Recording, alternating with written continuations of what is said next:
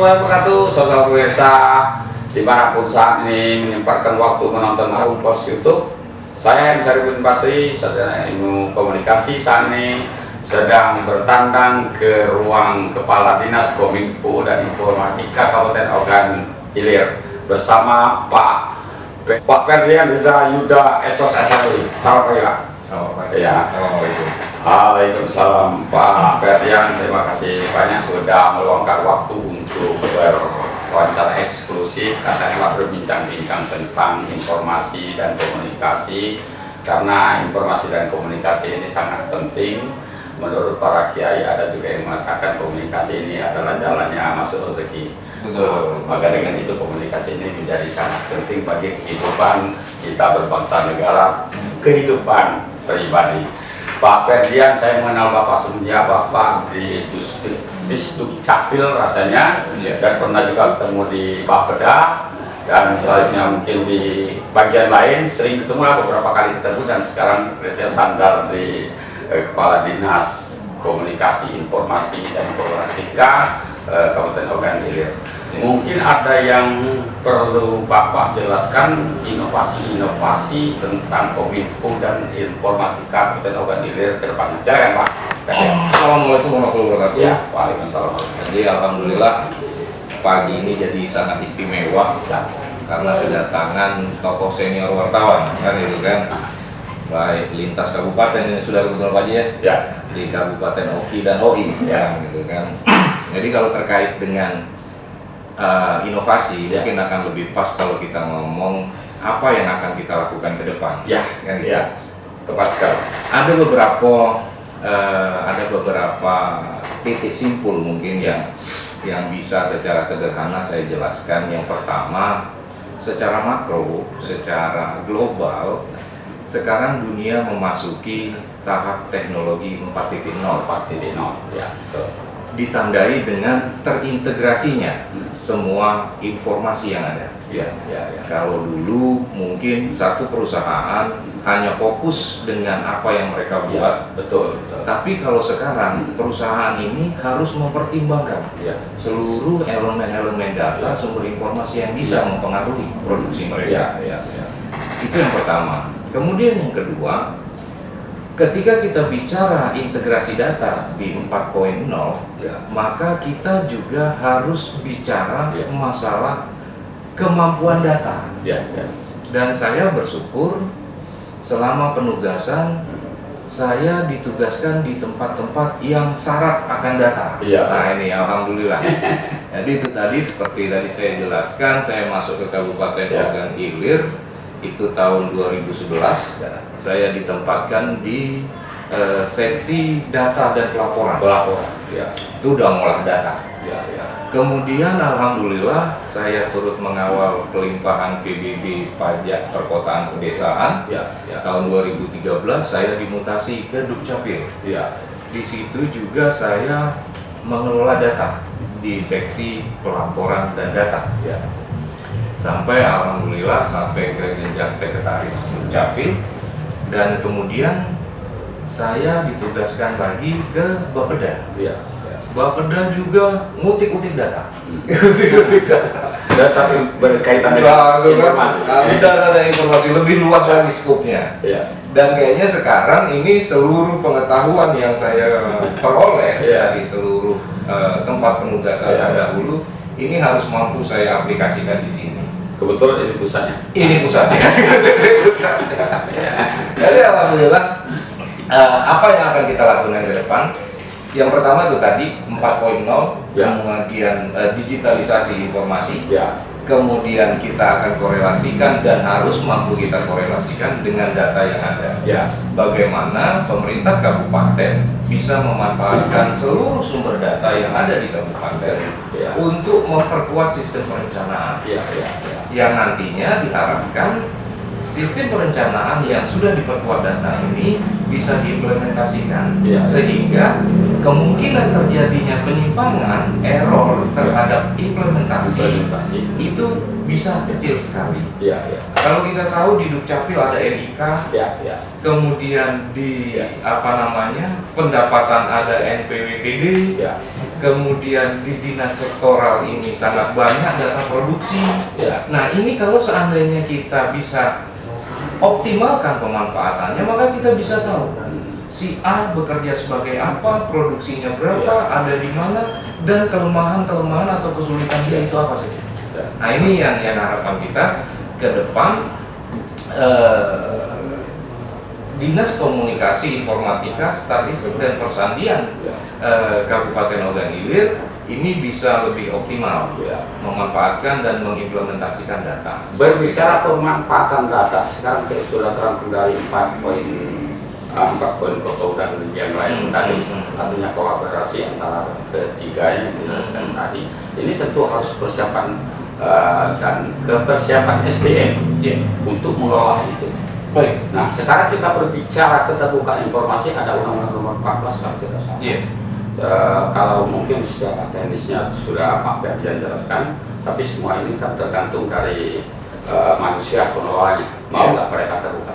Betul. Nah, sekarang peran pejabat OPD terhadap hal-hal seperti ini bagaimana Pak? Jadi terkait dengan keterbukaan data, sekali lagi data ini sangat dibutuhkan. Pertama oleh pemerintah daerah sebagai salah satu instrumen pengambilan keputusan, kemudian juga dibutuhkan oleh masyarakat sebagai salah satu parameter keberhasilan kinerja pemerintah. Nah ini juga yang harus kami selaraskan. Artinya keterbukaan ini bukan suatu pilihan, keterbukaan ini adalah satu keharusan. Mau tidak mau kita harus menyesuaikan dengan era informasi yang ada, termasuk juga dengan pemanfaatan data.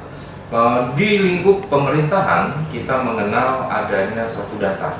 Jadi satu data ini diberlakukan secara nasional, di mana pemerintah berkeinginan agar seluruh sumber data yang ada di daerah ini bisa dirangkum menjadi satu. Sebab seperti yang dikatakan tadi, data ini bukan cuma dibutuhkan oleh masyarakat, tapi juga dibutuhkan oleh pemerintah, mulai dari daerah sampai ke pusat. Berbicara keterbukaan tentu bukan vulgar.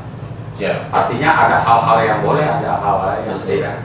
Tapi bukan berarti itu sama sekali tidak. Betul. Nah, sekarang ini tentu ini tantangan bagi OPD. Kita sekarang berbicara OPD tentang keterbukaan informasi publik. Karena banyak juga keluhan, bukan cuma di Ogan Ilir. Saya keliling Sumsel, bahkan saya keliling Indonesia tentang belum mengerti, bukan mengerti, belum ada ketidakmauan seorang pejabat untuk menemui, untuk membuka keran informasi itu. Nah, bahkan di Ogan Ilir sendiri sudah menjadi keluhan kawan-kawan pers, tidak ada keterbukaan para OPD. Tapi alhamdulillah terakhir kayaknya agak terbuka. Tapi ke depan mungkin dengan masuknya Pak Ferdian sebagai Kepala Dinas Kominfo ini akan lebih terbuka lagi. Tapi terbuka bukan berarti vulgar. Dan pelaku pers ini juga banyak macamnya. Kalau saya ada dua macam pelaku, ada wartawan. Tapi kita sekarang berbicara wartawan. Lebih banyak yang wartawan. Gitu. Yang wartawan itu sedikit sekali. Tapi kadang-kadang kita dirusak oleh hal-hal seperti ini. Betul. Nah, bagaimana selektivitas Pak Ferdian terhadap hal-hal seperti ini? Betul. Jadi benar tadi yang dikatakan, terbuka itu bukan berarti telanjang. Seperti itu. Beda orang yang terbuka, orang yang welcome dengan orang yang telanjang yang tidak bisa membatas, memfilter apa yang harus diucapkannya. Nah, kembali lagi dengan peran kawan-kawan media, kemudian peran dari seluruh perangkat daerah, kemudian peran dari seluruh masyarakat. Ini mau tidak mau dan harus, gitu kan? Mau tidak mau, kita harus memiliki kemampuan analisa yang harus kita tingkatkan lagi. Mohon maaf kalau boleh sedikit bercerita. Dulu waktu kuliah saya tuh suka nonton TV luar negeri. Itu saya pusing lihatnya. Kenapa? Karena isinya talk show semua. Isinya talk show, cuma wawancara. Nggak ada apa film atau apa atau lagu, sedikit sekali. Aku sempat mikir dulu, ini aku orang luar negeri ini tidak suka dengan hiburan ya. Tapi ternyata seiring berjalan, aku bisa dapat pemahaman bahwa yang pertama dalam tingkat intelektual manusia itu, yang pertama dia membutuhkan hiburan. Tapi setelah itu mereka akan bosan dengan hiburan. Mereka akan mencari sensasi. Semua sensasi akan dicari. bupati kepleset, sensasi. Ya. Semua sensasi. Tapi lama-kelamaan mereka akan bosan dengan sensasi. Ya, ya. Yang mereka butuhkan sebetulnya adalah informasi. Ya. Salah satu bentuk informasi berubahnya pola pergerakan media adalah seperti kita ini. Ya, ya. Mungkin 20 tahun yang lalu belum pernah terpikir dalam benak kita ada sharing informasi dalam bentuk podcast, Oke, betul. dalam bentuk wawancara. Ya. Tanpa ada gambar-gambar bergerak di belakangnya, ada kartun-kartun atau ada orang Tidak yang baik menyanyi. karena ada visualisasi. Kan seperti itu. Nah, ini artinya apa? Ada pergerakan. Ya. Ada pergerakan yang itu pasti terjadi. Iya, iya. Dan di Indonesia juga, mohon maaf, kalau dulu kita lihat hampir seluruh TV, koran, berita segala macam cerita tentang artis. Iya. Wah, ini semua orang senang tentang artis. Sinetron dibahas di koran segala macam. Dulu ada tabloid Monitor gitu kan, tahun-tahun 80 90-an gitu kan. Kemudian orang beralih ke sensasi. Iya. Wah, sensasi. Yang ini korupsi, yang ini menyeleweng, yang ini segala macam sensasi. Nah, tapi lambat laun ini juga akan bergeser lagi. Iya. Kemana? Ke informasi yang produktif. Iya. Iya kan? Ya. Ini kita sudah bisa lihat sekarang. Iya. Banyaknya podcast bahkan di Informasi produktif. Informasi Artinya produktif. memang betul-betul ke Pak OPD itu. Betul. Mereka Ya. harus betul-betul mengerti yang bagaimana Nah. informasi produktif yang Itu harus dia. disampaikan pada masyarakat. Itu dia. Sekarang kita berbicara keterbukaan. Betul. Apa untungnya terbuka? Hmm. Apa untungnya OPD tidak terbuka? Nah, jadi kenapa OPD harus terbuka? Ya. Apa istilahnya ya kalau gampangnya? Bapak tahu hantu kan? Ya. Hantu ini ada gerakan tapi tidak ada bentuk. Tidak ada untung. Iya kan? Apa yang terjadi? Iya. Bapak ketakutan. Ya, ya, ya. Iya kan? Ya. Di satu ruang, tahu-tahu ada yang bergerak, Tahu-tahu menghilang. tahu-tahu menghilang, spontan. Ya. Yang terjadi adalah ketakutan. Iya, iya. Padahal maksud si hantu belum tentu menakut-nakuti. Kan gitu. Mungkin Iya. dia cuma numpang lewat atau Iya, apa. iya. Tapi lain halnya kalau orang yang lewat tadi Bapak tahu. Iya. Oh si anu. Jadi, Iya kan? ya. Oh situ. Sudah bicara di bawah siapa? Informasi. Ya, ya. Begitu juga seyogianya, mohon maaf, Ya. kawan-kawan OPD Ya. menempatkan bagaimana kita memberikan edukasi Iya, terhadap edukasi. informasi. Iya, iya. Semakin kita mampu Hmm. untuk mengajak masyarakat kita Iya. bertanggung jawab dengan apa yang mereka laksanakan, ini kita dengan sendirinya akan bergerak untuk membangun upaya-upaya positif Iya, kita. iya. Nah itu. Ya. Jadi mohon maaf kalau saya tahu-tahu jadi kepala dinas, saya bawa mobil diam-diam masuk satu kampung gitu kan, begitu dilihat orang langsung pergi. Ya. Yang terjadi di kampung itu adalah ketakutan. Iya. Padahal maksud saya belum tentu jahat. Iya. Iya kan? Betul. Mungkin saya hanya perlu dengan Pak Kades menyampaikan surat. Iya, iya. Tapi kalau saya datang dengan terbuka, saya ngobrol, Ya. masyarakat datang mungkin saya bisa beritahu Ya. ke depan Pak Bupati akan datang ke sini, kita akan ada acara seperti Ya. ini. Ya. Mungkin kawan-kawan bisa sosialisasikan, ajak yang lain. Ini akan lebih positif. Nah, ini bentuk sederhana dari Ya. penyebarluasan Ya, keterbukaan. pendistribusian informasi. Iya. Nah, jika kita bicara dalam konteks yang lebih Ya. formal, data pertanian, Iya. data perdagangan, Perdagangan. data operasional yang Iya. dilaksanakan Penegakan dinas, hukum. tentu Ya. tidak semuanya bisa terlaksana 100% sama Ya. seperti yang di teori. Iya, iya. Betul. Ya, karenanya diharapkan pendistribusian informasi tadi Ya. ini bisa setransparan mungkin. Ya. Dengan harapan akan ada koreksi. Ya. Sehingga miss atau selisih atau gap antara implementasi dan rencana ini selambat laun akan bisa kita perkecil. Berkecil. Nah, itu. Ya. Jadi masukan itu kalau kita tidak mau terbuka, Ya. maka akan sangat sulit publik merespon apa yang kita buat. Dan ini berpengaruh juga kepada, kita lihat sekarang Pak Bupati kita muda, beliau aware terhadap seluruh lapisan masyarakat. Kenapa OPD tidak aware kepada terhadap keterbukaan informasi? Memang informasi itu tadi bukan ini kita keterbukaan bukan saja, tapi kita kan makanya dituntut seorang OPD itu berpikiran positif dan bisa menganalisa data tadi. Nah ini bagaimana menurut Pak Ferdian? Ya, perlu kita pahami dulu Ya. Perlu kita pahami bahwa perubahan apapun bentuknya Ya. itu tidak bisa dalam bentuk instan. Bahkan kata orang, mie instan pun harus butuh proses. direbus dulu baru bisa jadi, walaupun tulisannya mie instan gitu kan. Kalau begitu kita buka langsung kita makan masih sakit perut Pak gitu kan. Nah itu juga mungkin yang sedang terjadi.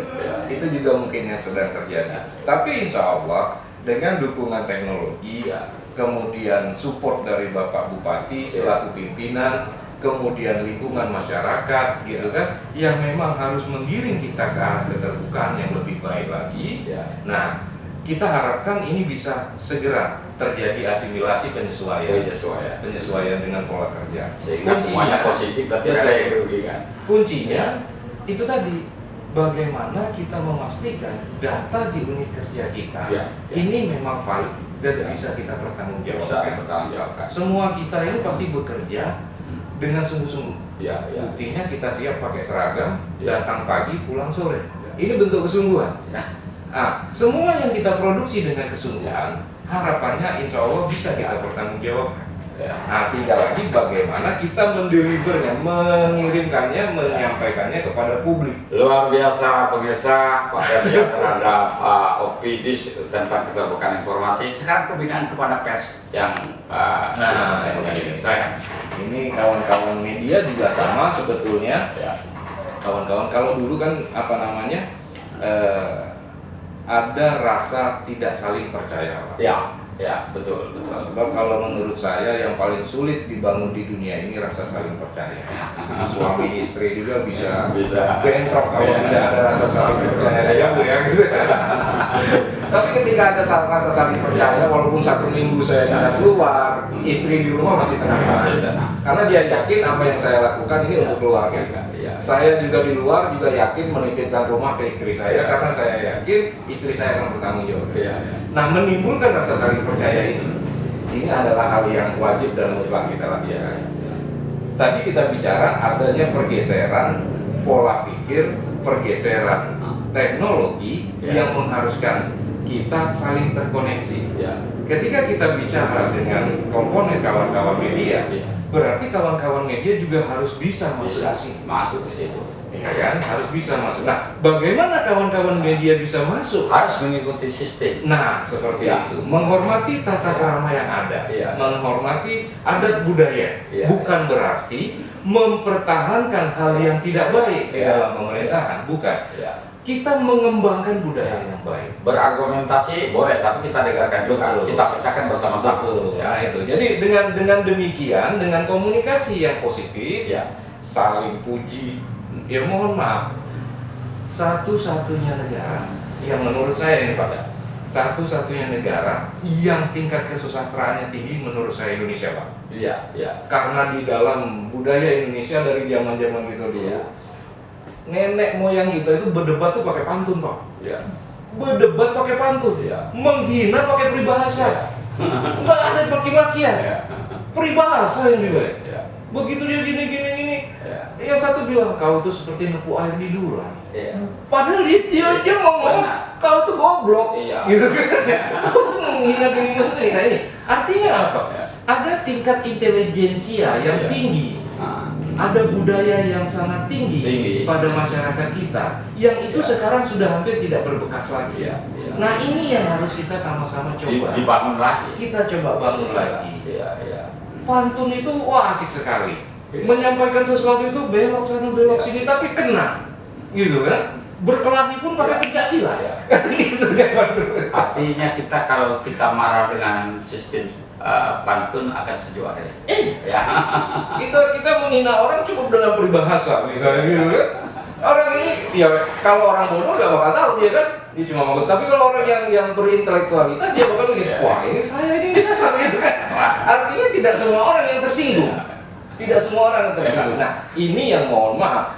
Bagaimana kita menempatkan diri, mengatur pola sikap, dan bersopan santun serta bertutur kata, ini sangat menunjukkan seberapa tinggi kelas kita.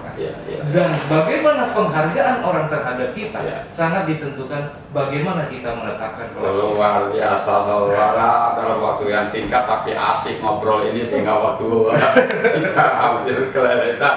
Pak Ferdian, di ujung waktu mungkin ada himbauan kepada OPD sebagai karena Bapak di sini pusat informasi, keterbukaan informasi, ada himbauan kepada masyarakat kawan-kawan pers dan ada harapan kepada pemerintah saya Pak Ferdian. Jadi yang pertama kepada kawan-kawan OPD dulu ya, pada kawan-kawan OPD, ayo sama-sama kita coba menyesuaikan diri dengan perubahan yang terjadi.